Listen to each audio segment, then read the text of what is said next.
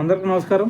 IPL complete అయిన తర్వాత మనకి టీ20 వరల్డ్ కప్ అయితే జరగబోతుంది. అది వెస్టిండీస్లో జరుగుతుంది. అయితే ఈ ఈ టీ20 వరల్డ్ కప్లో మన వాళ్ళు గెలుస్తారా లేదా అనే విషయానికి గురించి మనం మాట్లాడితే, ఫస్ట్ మనం బ్యాటింగ్ ఆర్డర్ అయితే ఖచ్చితంగా ఎక్స్ట్రాడినరీగా ఉందని అయితే చెప్పాలి. ఎందుకంటే రోహిత్ శర్మ మంచి టచ్లో ఉన్నాడు. సో దాని తర్వాత మనకి విరాట్ కోహ్లీ మంచి ఫామ్లోనే ఉన్నాడు.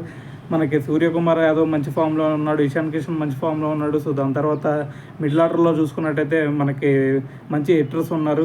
సో మన బ్యాటింగ్ ఆర్డర్ అయితే చాలా మంచిగా ఉంది. కానీ మనకి ఇంకా స్పిన్ అటాక్లో చూసుకున్నా కానీ ఒక జడేజా మంచి ఫామ్లోనే ఉన్నాడు స్పిన్ అటాక్లో. సో దాని తర్వాత మనకి కుల్దీప్ యాదవ్ ఎంత మంచిగా పర్ఫామ్ చేస్తున్నాడో మనందరం చూసాం. అయితే మరి ఇంకా ఇంత మంచి టీం పెట్టుకొని మనం గెలుస్తామా లేదా అనే డౌట్ ఒకరికి రావచ్చు. ఎందుకంటే మన పేస్ అటాక్ చూస్తుంటే అంత మంచిగా అయితే కనిపించట్లేదు. ఎందుకంటే మనకి షమీ లేకపోవటం ఒక దురదృష్టం అయితే చెప్పాలా. సో షమీ కనుక ఉన్నట్టయితే ఖచ్చితంగా ఈసారి టీ20 వరల్డ్ కప్ మనమే గెలుస్తామని అయితే చెప్పొచ్చు. కానీ ఈసారి షమీ అయితే అందుబాటులో ఉండట్లేదు. మరి ఇలాంటప్పుడు మన వాళ్ళకి గెలుస్తారా లేదా అనే డౌట్ చాలా మందికి ఉండేది. అయితే ఇప్పుడు మరి మనం ఓడిపోతుందా లేదంటే గెలుస్తుందా అనే విషయం గురించి మాట్లాడుకునే ముందు మన బౌలింగ్ అటాక్ పేస్ అటాక్ ఎలా ఉంది అనే దాని గురించి మాట్లాడదాం. సో మనకి పేస్ అటాక్లో కనుక మనం చూసుకున్నట్టయితే మనకు ఉంది ఓన్లీ 3 మెయిన్ బౌలర్స్. వాళ్ళు ఎవరో కాదు, హర్షదీప్ సింగ్, బుమ్రా, సిరాజ్. సో వీళ్ళ ముగ్గురు మీదే డిపెండ్ అయి ఉండిద్ది. ఎందుకంటే మనం లాస్ట్ 50 ఓవర్స్ వరల్డ్ కప్ కూడా మనం చూసాం. సో లాస్ట్ టైం ఏం జరిగింది అనేది, అప్పుడు కూడా మన వాళ్ళు బౌలింగ్లోనే ఫెయిల్ అవ్వటం జరిగింది. సో దానివల్లే మన వాళ్ళు ఓడిపోవడం జరిగింది వరల్డ్ కప్ను కూడా.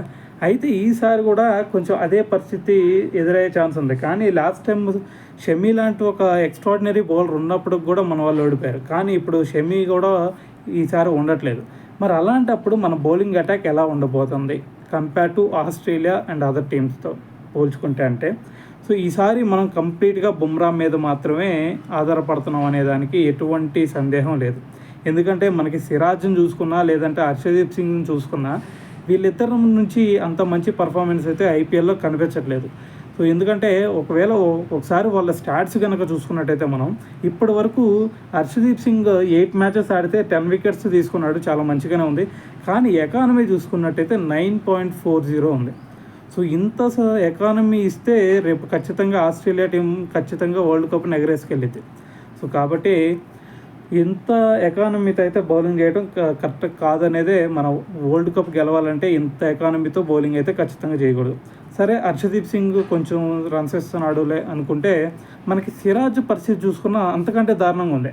మనకి హర్షదీప్ సింగ్ 8 మ్యాచెస్లో 10 వికెట్స్ తీసుకుంటే సిరాజ్ కేవలం 7 మ్యాచెస్లో 5 వికెట్స్ మాత్రమే తీసుకొని, అది కాక 10.3 ఎకానమీ ఉంది.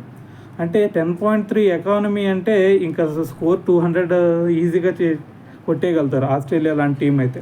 సో కాబట్టి మనకి హర్షదీప్ సింగ్ అలాగే సిరాజ్ నుంచి అంత మంచి పర్ఫార్మెన్స్ అయితే ఐపీఎల్లో కనిపించట్లేదు. కానీ ఇండియా టీంకి వీళ్ళిద్దరు ఖచ్చితంగా సెలెక్ట్ అవుతారని అనుకుంటున్నాం. కానీ రేపు వరల్డ్ కప్లో కూడా ఇలాంటి పరిస్థితి కనుక ఎదురైతే ఖచ్చితంగా మన వాళ్ళు గెలిచే ఛాన్సెస్ చాలా తక్కువనైతే చెప్పాలి. సో దాని తర్వాత బుమ్రా, ఓన్లీ ఈ ఒక్క బౌలర్ మీదే మనం హోప్స్ అన్నీ పెట్టుకోవాలి. ఎందుకంటే బుమ్రా ఇప్పుడైనా కాదు ఎప్పుడైనా ఇలాంటి పర్ఫార్మెన్సే ఇస్తాడు. మనకి 8 మ్యాచెస్ ఆడి ఇప్పటి వరకు ఐపీఎల్లో 13 వికెట్స్ తీశాడు. సో 13 వికెట్స్ తీయడంతో పాటు ఎకానమీ చూస్తే ఓన్లీ 6.7, అంటే ఓవర్కి 6.7 రన్స్ మాత్రం ఇవ్వటం జరుగుతుంది. సో బుమ్రా పర్ఫార్మెన్స్ గురించి ఆల్రెడీ మనకు తెలిసిందే. సో ఇప్పుడు కూడా అదే పర్ఫార్మెన్స్ మనం చూస్తున్నాం. సో కాబట్టి మన పేస్ అటాక్లో ఓన్లీ బుమ్రా తప్ప ఇంకెవ్వరూ అంత ఎఫెక్టివ్గా అయితే బౌలింగ్ చేయట్లేదు. సో మనం భువీని తీసుకొస్తారేమో అనుకున్నా కానీ భువీ కూడా అంతే స్కోర్ అయితే సమర్పించుకుంటున్నాడు. దాని తర్వాత మోహిత్ శర్మ గురించి మనం లాస్ట్ టైం మాట్లాడుకున్నాం, అతని పేరు కూడా వినిపించింది. సో అతను కూడా లాస్ట్ మ్యాచ్లో 4 ఓవర్స్లో 73 రన్స్ ఇచ్చినట్టున్నాడు.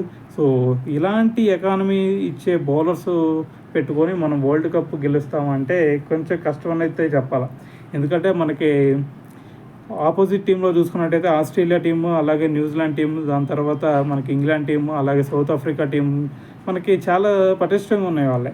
ఎందుకంటే వాళ్ళ బౌలింగ్ సౌత్ ఆఫ్రికా టీంలో చూసుకున్నట్టయితే కోయెట్జీ లాంటి ఒక మంచి బౌలర్స్ ఉన్నారు.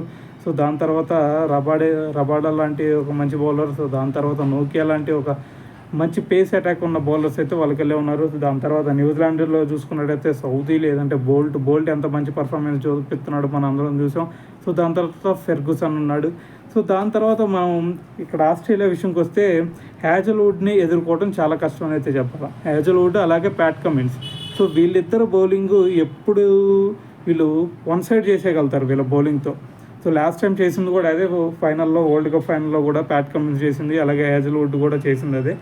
సో దాని తర్వాత స్టార్క్ ఇప్పుడు కొంచెం రన్స్ ఎక్కువ ఇస్తున్నా కానీ తను తర్వాత మళ్ళీ ఒక మంచి పర్ఫార్మెన్స్ చూపించే ఛాన్స్ అయితే ఖచ్చితంగా ఉంది. ఆస్ట్రేలియా టీంకి వెళ్ళేసరికి అతని పర్ఫార్మెన్స్ వేరే లెవెల్లో ఉండేది. సో కాబట్టి అలాంటి ఒక స్ట్రాంగ్ టీంని ఢీ కొట్టాలంటే ఇలాంటి బౌలింగ్ అటాక్ అయితే సరిపోదు అనేదే నా ఫీలింగ్. సో మన వాళ్ళైతే ఇంకా మంచి బౌలింగ్ అటాక్లో ఇంకా కొంచెం ఒక మంచి రిథంలోకి వస్తే తప్ప మన వాళ్ళు T20 వరల్డ్ కప్ గెలవలేరు అనేది నా ఫీలింగ్. సో ఇదే బౌలింగ్ అటాక్తో గెలుస్తారా లేదా అనేది కామెంట్ రూపంలో అయితే తెలియజేయండి.